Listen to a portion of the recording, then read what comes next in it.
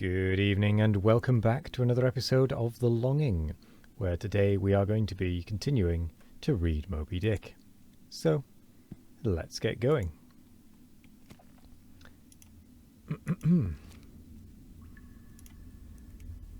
Chapter 133. The Chase. First Day. That night, in the mid-watch, when the old man, at his wont at intervals, stepped forth from the scuttle in which he leaned, and went to his pivot-hole, he suddenly thrust out his face fiercely, snuffing up the sea air as a sagacious ship's dog will, in drawing nigh to some barbarous isle. He declared that a whale must be near. Soon that peculiar odour, sometimes to a great distance given forth by the living sperm whale, was palpable to all the watch.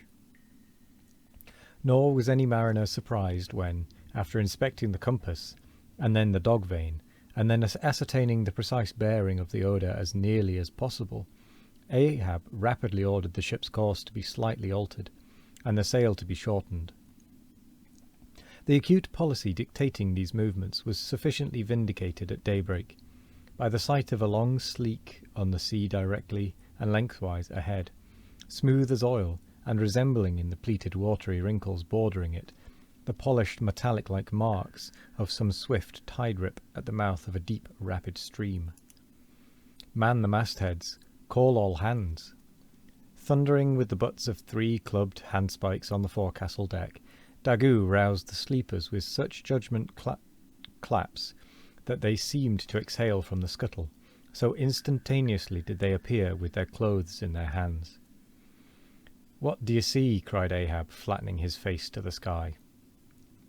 Nothing, sir," was the sound hailing down in reply. "T'gallant sails, stun sails, alow and aloft, and on both sides." All sails being set, he now cast loose the lifeline, reserved for swaying him to the main royal masthead, and in a few moments they were hoisting him thither, when, while but 2/3 of the way aloft, and while peering ahead through the horizontal vacancy between the main topsail and top-gallant sail, he raised a gull-like cry in the air. "There she blows! There she blows! A hump like a snow-hill! It is Moby Dick!" Fired by the cry, which seemed simultaneously taken up by the 3 lookouts, the men on deck rushed to the rigging to behold the famous whale they had so long been pursuing. Ahab had now gained his final perch, some feet above the other lookouts, Tashtego standing just beneath him on the cap of the top-gallant mast, so that the Indian's head was almost on a level with Ahab's heel. From this height the whale was now seen some mile or so ahead, at every roll of the sea, revealing his high sparkling hump, and regularly jetting his silent spout into the air. To the credulous mariners it seemed the same silent spout they had so long ago beheld in the moonlit Atlantic and Indian Oceans. "And did none of ye see it before?" cried Ahab, hailing the perched men all around him. "I saw him almost that same instant, sir, that Captain Ahab did, and I cried out," said Tashtego. "Not the same instant, not the same. No, the doubloon is mine. Fate reserved the doubloon for me, I only. None of ye could have raised the white whale first. There she blows, there she blows, there she blows, there she blows again. There again." I think I did that wrong. He cried in long-drawn, lingering, methodic tones, attuned to the gradual prolongings of the whale's visible jets. "He's going to sound. In stun sails, down top-gallant sails. Stand by 3 boats, Mr. Starbuck. Remember, stay on board and keep the ship. Helm there. Luff a point. So. Steady, man, steady. There go flukes. No, only Blackwater. All ready the boats there. Stand by. Lower me, Mr. Starbuck. Lower. Quicker. And he slid through the air to the deck. "He is heading straight to leeward, sir," cried Stubb. "Right away from us. Cannot have seen the ship yet." "Be dumb, man. Stand by the braces, Hard down the helm! Brace up! Shiver her! Shiver her! So, well that. Boats, boats. Soon all the boats but Starbuck's were dropped, all the boat sails set, all the paddles plying, with rippling swiftness shooting to leeward, and Ahab heading the onset. A pale death glimmer lit up Fedala's sunken eyes. A hideous motion gnawed his mouth. Like noiseless nautilus shells, their light prows sped through the sea, but only slowly they neared the foe. As they neared him, the ocean grew still more smooth, seemed drawing a carpet over its waves, seemed a noon meadow, so serenely it spread. At length the breathless hunter came so nigh his seemingly unsuspecting prey that his entire dazzling hump was distinctly visible, sliding along the sea as if an isolated thing, and continually set in a revolving ring of finest, fleecy greenish foam. He saw the vast, involved wrinkles of the slightly projecting head beyond. Before it, far out on the soft Turkish rugged waters, went the glistening white shadow from his broad, milky forehead, a musical rippling playfully accompanying the shade, and behind the blue waters interchangeably flowed over into the moving valley of his steady wake, and on either hand bright bubbles arose and danced by his side. But those were broken again by the light toes of hundreds of gay fowl softly feathering the sea, alternate with their fitful flight, and like to some flagstaff rising from the painted hull of an argosy, the tall but shattered pole of a recent lance projected from the white whale's back, and at intervals one of the cloud of soft-toed fowls hovering, and to and fro skimming like a canopy over the fish, silently perched and rocked on this pole, the long tail feathers streaming like pennons. A gentle joyousness, a mighty mildness of response in swiftness invested the gliding whale. Not the white bull Jupiter swimming away with the ravished Europa, clinging to his graceful horns, his lovely leering eyes sideways intent upon the maid, with smooth bewitching fleetness, rippling straight for the nuptial boa in Crete. Not Jove, not that great majesty supreme, did surpass the glorified white whale as he so divinely swam.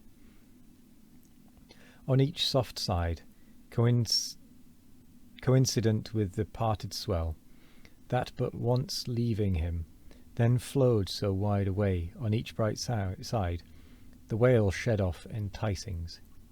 No wonder there had been some among the hunters who, namelessly transported and allured by all this serenity, had ventured to assail it, but had fatally found that quietude but the vesture of tornadoes. Yet calm, enticing calm, O whale, thou glidest on. To all who for the first time eye thee, no matter how many in that same way thou mayest have juggled and destroyed before. And thus through the serene tranquillities of the tropical sea, among waves whose hand-clappings were suspended by exceeding rapture, Moby Dick moved on, still withholding from sight the full terrors of his submerged trunk, entirely hiding the wrenched hideousness of his jaw. But soon the forepart of him slowly rose from the water. For an instant his whole marbleized body formed a high arch, like Virginia's natural bridge, and warningly waving his bannered flukes in the air, the grand god revealed himself, sounded, and went out of sight. Hoveringly halting and dipping on the wing, the white sea-fowls longingly lingered over the agitated pool that he left. With oars apeak and paddles down, the sheets of their sails adrift, the three boats now stilly floated, awaiting Moby Dick's reappearance. "An hour," said Ahab, standing rooted in his boat's stern, and he gazed beyond the whale's place, towards the dim blue spaces and wide wooing vacancies to leeward. It was only an instant, for again his eyes seemed whirling round in his head as he swept the watery circle.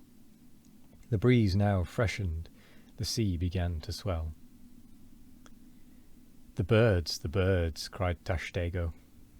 In long Indian file, as when herons take wing, the white birds were now all flying towards Ahab's boat, and, when within a few yards, began fluttering over the water there, wheeling round and round with joyous, expectant cries. Their vision was keener than man's. Ahab could discover no sign in the sea, but suddenly, as he peered down and down into its depths, he profoundly saw a white living spot, no bigger than a white weasel, with wonderful celerity, uprising and magnifying as it rose, till it turned, and then there were plainly revealed 2 long crooked rows of white glistening teeth, floating up from the undiscoverable bottom. It was Moby Dick's open mouth and scrolled jaw, his vast shadowed bulk still half blending with the blue of the sea. The glittering mouth yawned beneath the boat like an open-doored marble tomb, and giving one sidelong sweep with his steering oar, Ahab whirled the craft aside from this tremendous apparition.